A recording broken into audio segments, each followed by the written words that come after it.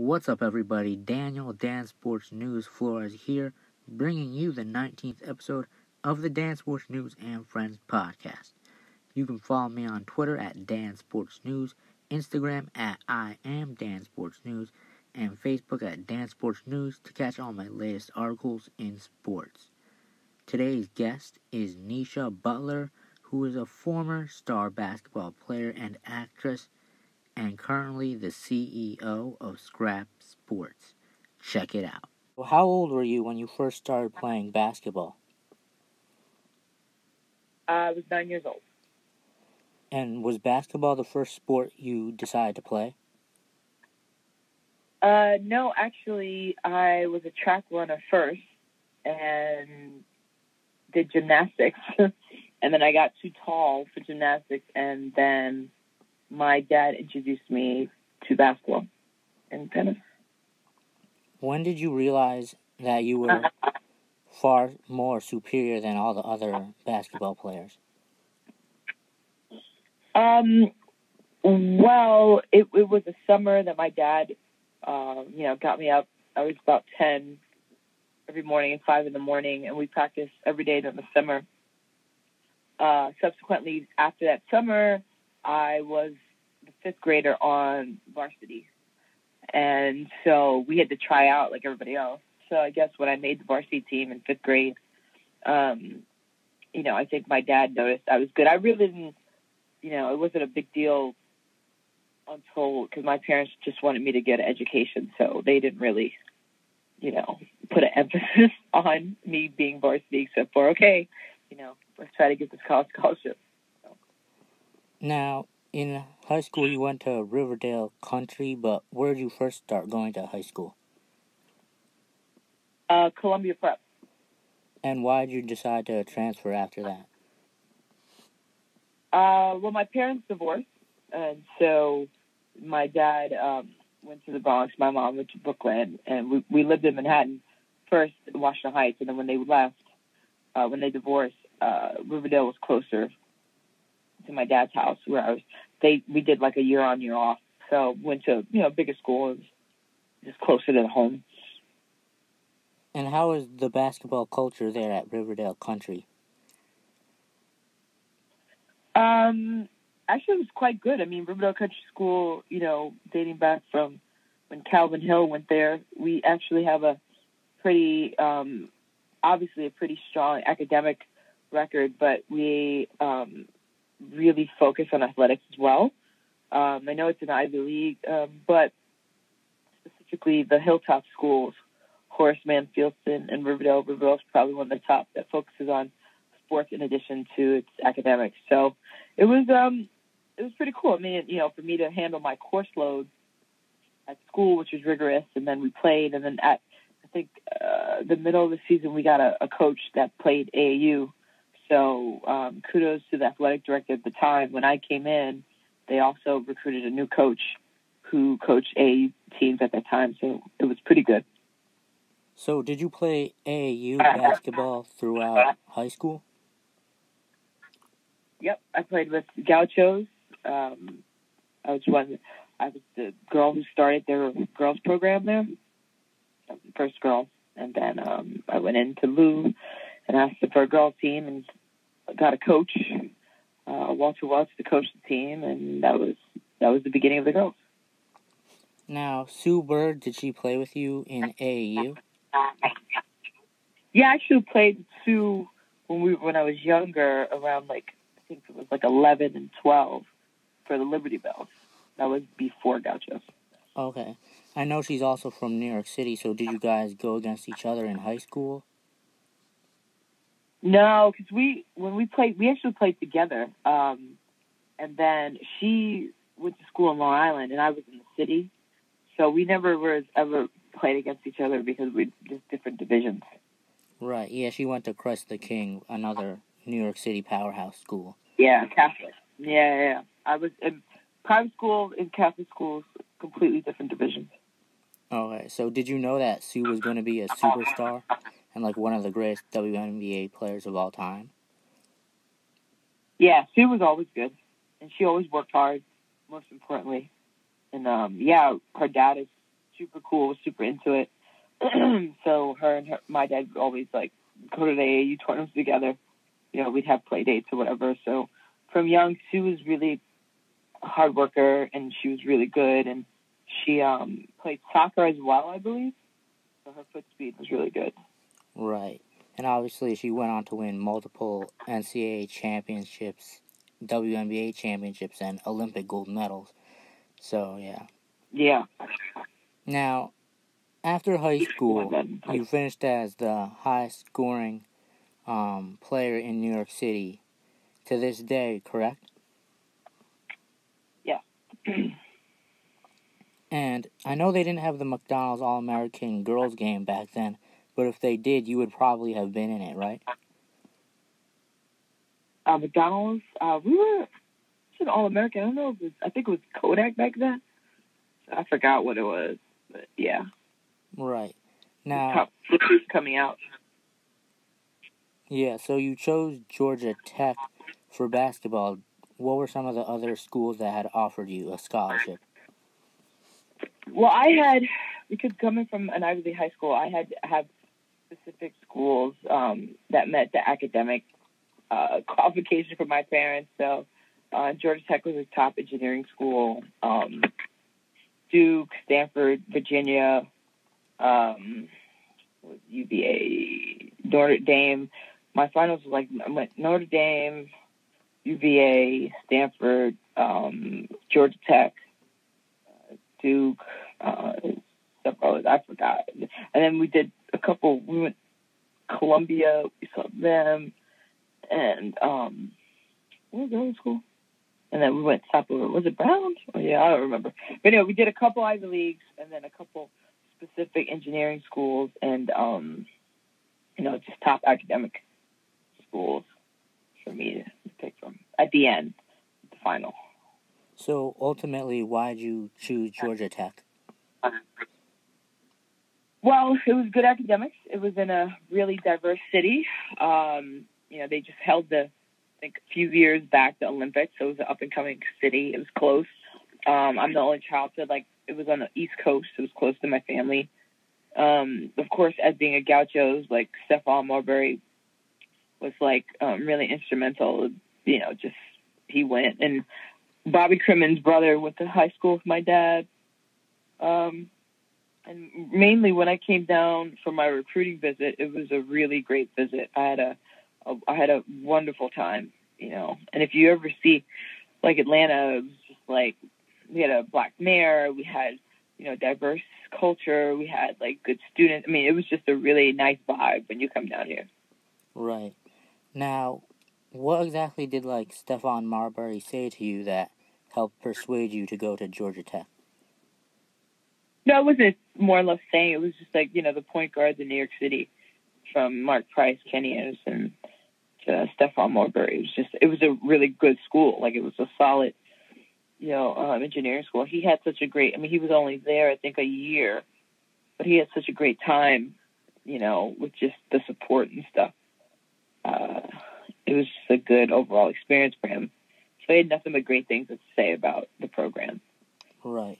Now, when you look at Stephon Marbury's career, he played 15 years in the NBA and then rejuvenated himself playing in China, and he's an icon there and coaching there now. So, what do you think? He's great. Yeah, what do you think he was able to do that made him so dominant? Made him so dominant in China or in America or both? Both, probably. Well, Stephon is a great player. He's always a great player. I think as people go into professional sports, they realize it's not just talent, it's politics, and it's a business. So Steph was always a good person, first of all, but always a good player. And he just, he wasn't afraid. He was fearless in seeking other opportunities, which, to play. And China is a huge market, and he was ahead of his time in the sense of he kind of really showed the explosion of basketball in China, and he took advantage of it because he was. He's great in China, but I've seen Steph play when he was younger, and China got the tail end of his career. He was, phenomenal. In the first couple of years when he started, even with Minnesota, Kevin Garnett. So, Steph's career, is definitely one of those asterisks. It's survived longevity, but also he not only created an opportunity, but he trailblazed it for people behind him. So my hat's completely off to Steph because he just did. Now it's normal to go into China for everything, actually. Like, globalization has helped. But back when he decided to go, it was a really, big thing. I mean, even when I got offered to go play at China, it was just too far. I wasn't sure about the language, and I opted to play in the Canary Islands because I knew Spanish. So, what he did was really awesome. And to make it turn out the way he did, he's just a, just talented player. It's well-deserved. But I think now he's going into coaching, which makes complete sense. So, wish him all the best. But what he did was awesome. Right, for sure. He was like a pioneer connecting the NBA and the China basketball together. Yeah. And I think he should definitely be a Hall of Famer. I'm still waiting for him to get in, so yeah. For sure. That's a no-brainer, for sure. Right. Now, at Georgia Tech, your first year, you were ACC Freshman of the Year. Talk about your first season at Georgia Tech and what went well for you. It was a great year. I mean, it was difficult because, going into the ACC, which was the number one conference at that time, we had Duke, North Carolina. I think North Carolina just got off a championship. Duke had girls dunking in the free throw line. So it was quite a interesting time. But, with that said, it was interesting. The first couple of games starting out before the ACC, it took me some time. And then I led the league, I led the nation in scoring afterwards that year. But it took me a while. It was definitely an adjustment. The athletes were stronger and faster than I have ever, came across, playing in private school. But, you just had to adjust. And, I was always in the gym, working hard, so it was a great year. How would you sum up your overall career at Georgia Tech? Quick. Quick and significant. I mean, I was the first ACC Rookie of the Year. I was All-American. I was Player of the Year in Georgia. I led the league in top 5 in 5 different categories. But I only played 1.5 seasons. So that next following year, that year towards the end, I got loved in basketball. Then there was that NCAA issue. And then that next sophomore year, my fourth game versus NC State, I tore my ACL. Then I was out that whole year. Then I came back that second year and played after my first year of injury. And then the next year, I left the team. So it was interesting. I'm still, they're All-American at first. Had a lot of different records there. But I only played, it was a quick season. I only played a couple of years. But I went back to graduate recently as a promise. So I'm a graduate. But basketball-wise, I kind of went in and out. Right. So after your basketball career at Georgia Tech, you played pro overseas. What happened there? Well, I went to the New York Liberty, played there, got signed to roster, and then got hurt, and then got cut, and then battled back, and then went overseas, played the beginning of that season, and then got hurt at the end of that season. So missed WNBC that year, came in, was going to go with Phoenix, tore my quad then, missed that whole summer season, then, went on to play, and then got hurt again, and then retired. So I've always, it's been a tough, I think it's because I just played. This is why it's really important for kids to not play. Well, I don't think they should play so much. I was always in the gym. I love basketball. But I think my body just at a certain point just came up. It just, every single season, it was a major injury, between a torn quad, torn MCL, meniscus tears were not that bad, but still I had 2 of them, broken ankle, there's just so many different things that just every season was a problem. So then I retired, and that's when I went on to do producing and sideline reporting. for CBS.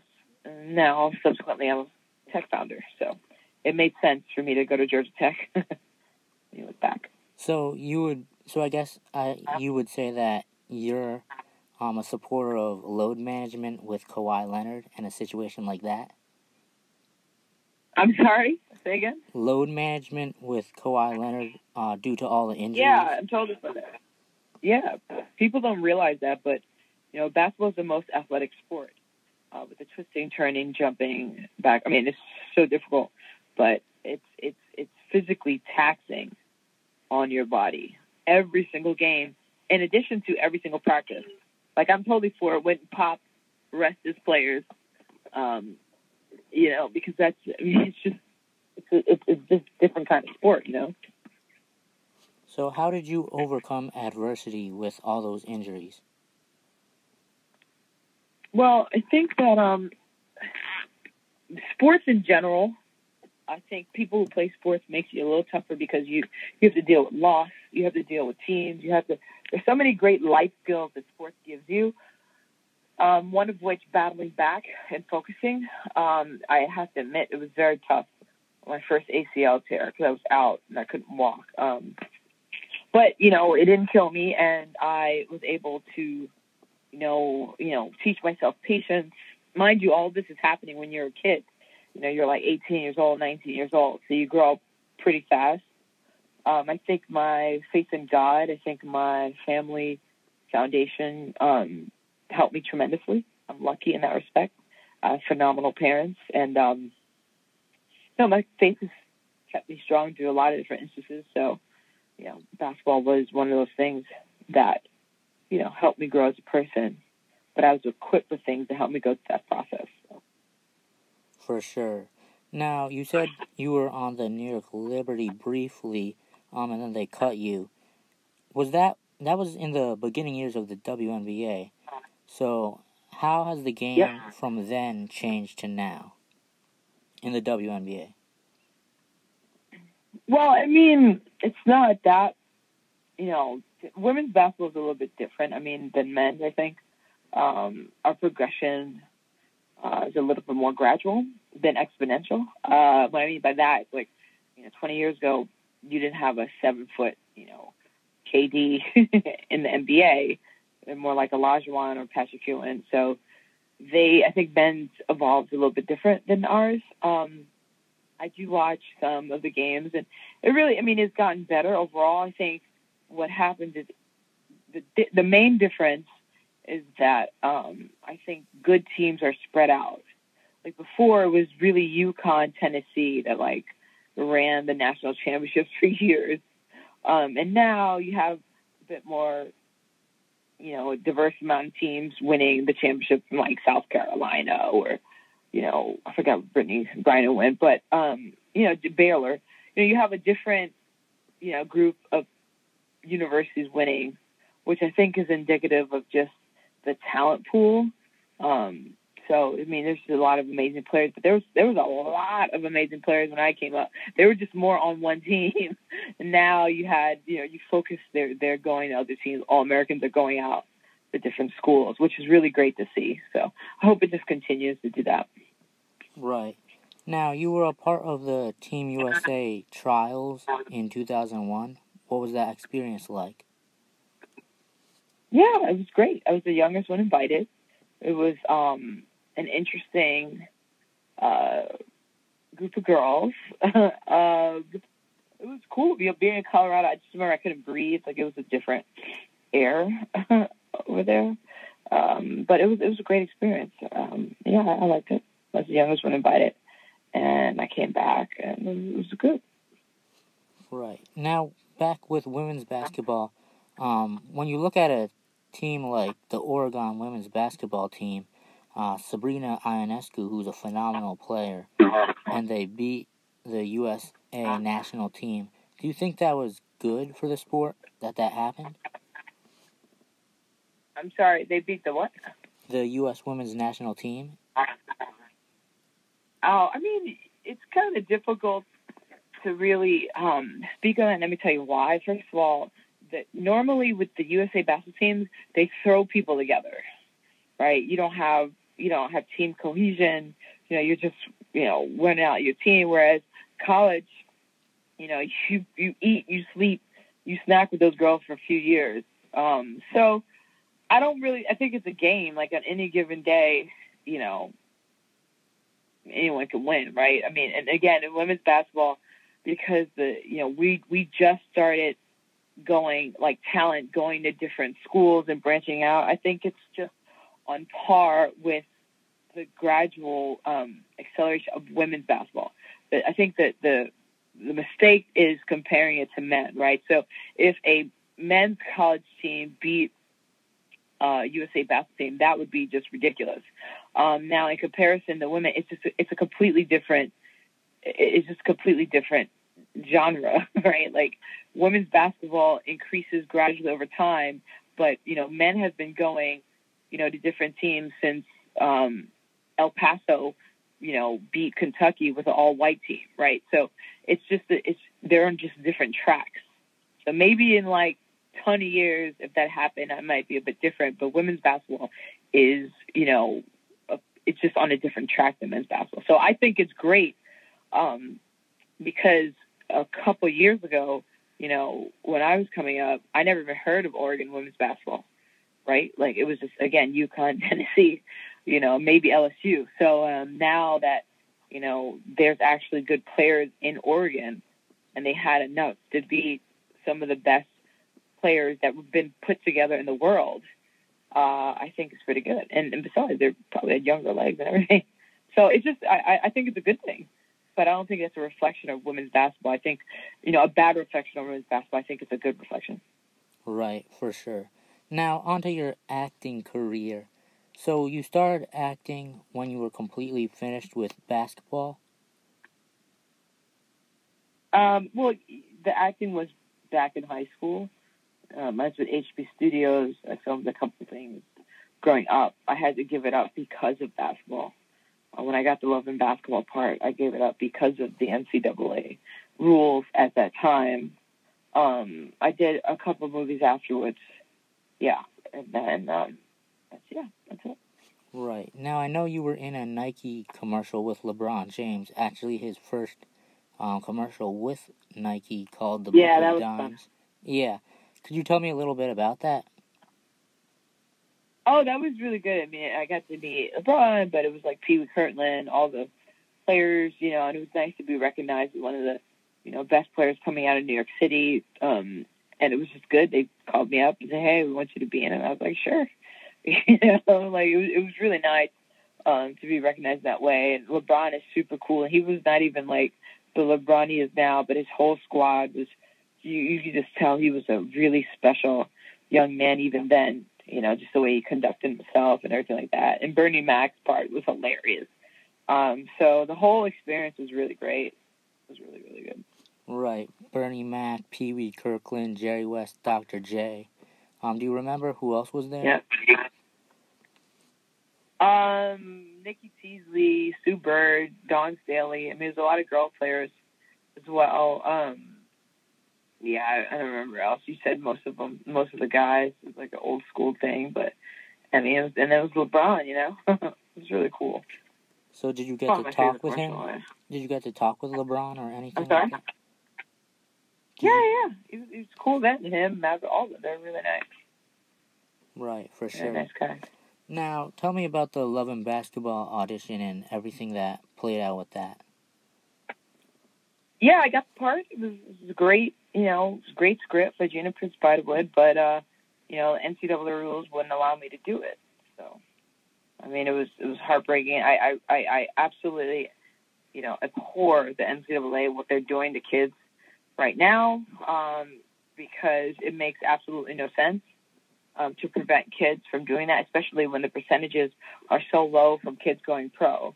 So they're doing a disservice. If you look at the beginning of why the NCAA came about, was supposed to protect kids.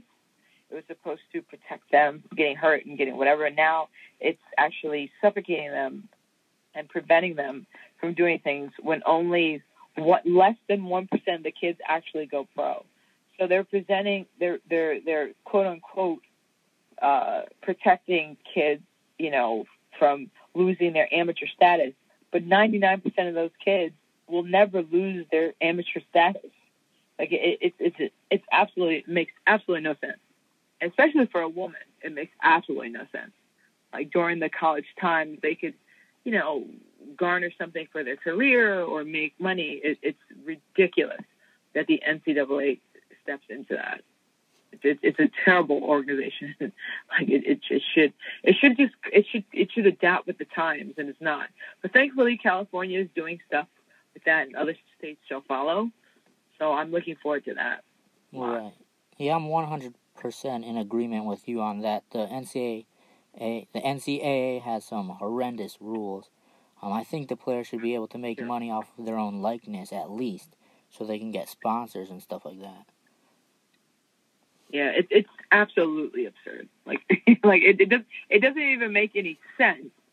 Like the very premise of the NCAA doesn't make any sense. Like when it was first started, it was started to protect the athletes, not hold them back, and it's certainly not making $1 billion on the athletes without compensation or anything.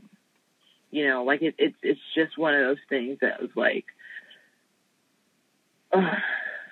it's just absolutely ridiculous. So, but I think it's on its way down. I hope it breaks up. I hope athletes realize how much power they have. For example, the Yale-Harvard game, I thought my hat off to these kids that were protesting for climate change, made an important statement. I hope that the kids nowadays understand they can make that same statement to protect their rights and themselves.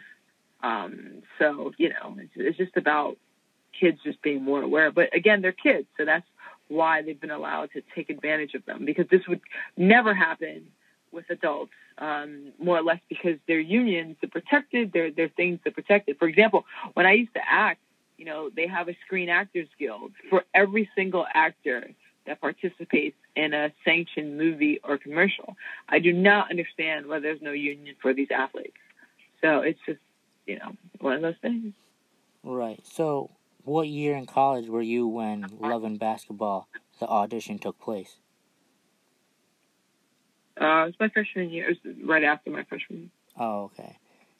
So what was the thing about Spike Lee wanted you to play the part of Monica? Was he there at the audition? How did that happen? No, I was on spring break, and he called me, and I thought my friends were pranking me, so I hung up the phone. Everybody knew I came from New York. Everybody knew that I loved Spike Lee. He's like the best filmmaker ever. And they used to, laugh at me because we used to have, we had some rappers and stars come out to my games. So my teammates would always laugh and come up with like another star or something. So me and my friends are in spring break in like Florida, and we have like 5 messages, and it was Spike Lee, and then I happened to pick up once, and I'm like, yeah, right, Spike, sure, okay, Spike, I'm going to meet Puff Daddy right now, I gotta go, and I hang up on Spike Lee, and we leave, and I'm just thinking that's my teammates. I come back, and my mom is pissed on the phone, like, you hung up on Spike, what's wrong with you? I'm like, wait, what? So I apologize, and yeah, the next day I was on a plane audition. But yeah, that was kind of funny.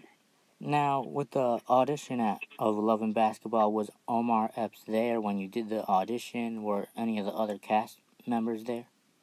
Yeah, Omar was there. Afterwards, like I had to audition a couple times before I went and met Omar, and then once, Omar for chemistry tests, we did a couple of things afterwards, and so, I got the part, but yeah, once I got it, we were trying to figure out everything else, and then we couldn't because of the regulations, the rules. Right. Now, tell me a little bit about some of the other movies that you've been in and all the other roles.